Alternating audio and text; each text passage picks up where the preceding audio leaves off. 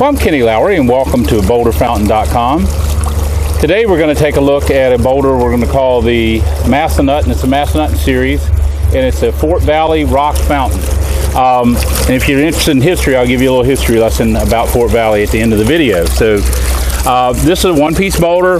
It is on a 3x3 basin, and it's a vertical boulder, which means it's taller than it is wide.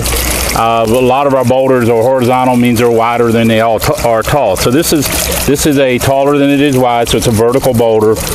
You can see the water's coming off about 3/4 of the way around this. The only dry spot really is a little spot back here, and I will show you the video, and a spot over here. So water's coming out front and back, and you can always shim these to get the water to flow kind of the way you want to. And also your flow of water, if you're splashing too much, things like that, you can turn the volume down on your pump. So, and positioning your boulder, things like that. We've got it splashing right on the edge here right now. So this, you really wouldn't want to go a smaller basin on this for sure, and you wouldn't want to go up volume on the water either. You'd probably even turn it down a little bit to what we have it right here. But it is pretty close right there. So it does work well on the 3x3 basin. We also offer the autofill, so if you don't want to have to fill your fountain, we have an autofill. I know my fountain at home has an autofill. I don't leave it on all the time. It's about once a week I go out and turn the water on, let it fill up, and I turn it off. But you can leave your autofill on all the time. Right now, grab the camera and take a close-up look. It's got a lot of nice sound on this boulder, and I will get close with the mic here. Let me go ahead and do that before I grab the camera. You're getting most of the sound coming out the back here.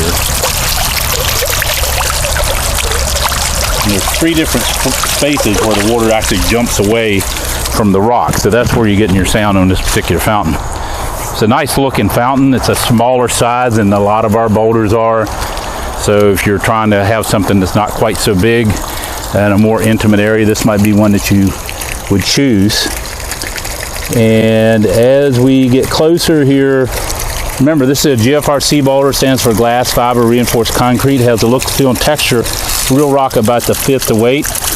You can see how rough that is. Very rough, just like the mother rock. Remember, we're taking real rocks, making a mold. You've seen GFRC. If you've been to a zoo exhibit and seen a rock outcropping, more than likely you're looking at GFRC. And that speaks to the durability of it too. So if you're using it in an animal exhibit with bear and things like crawling all over it, you know it's going to be durable. As we go all the way around here, you can kind of see there is no front or back, and the water, it's got good water coverage all the way around. So great fountain if you want to be able to set it in the center somewhere. As always, if you have any questions about any of our products, you can reach us, contact information there on the website. And if you want to like a quote, fill out your ship to address along with the fountain you're interested in. We'd be glad to get that quote out to you. Right now I'm going to set the camera down, and I'll talk to you a little bit about the history, if you're interested in history like I am. It's kind of interesting. Fort Valley is part of the Massanutten Mountains. The Massanutten Mountains are about 50 miles long, and they're in the Shenandoah Valley of Virginia. The Massanutten Mountains are.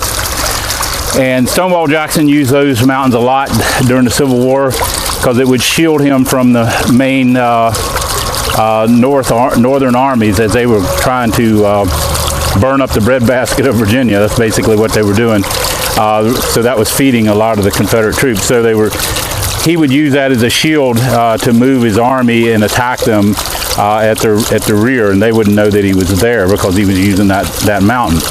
Another interesting thing is Fort Valley is like a hidden valley within that mountain.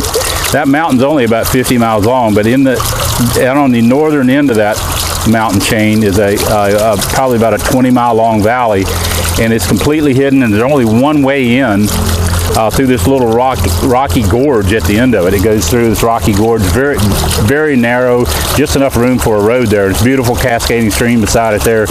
But George Washington had surveyed that land when he was a young man, so he knew about that valley, and he had plans that if he ever if he got defeated at Yorktown, that he would go into that valley and fortify it so he could basically recoup if the British were chasing him. So he had that in the back of his mind. That was a plan, I guess, last-ditch effort to save his military, his army.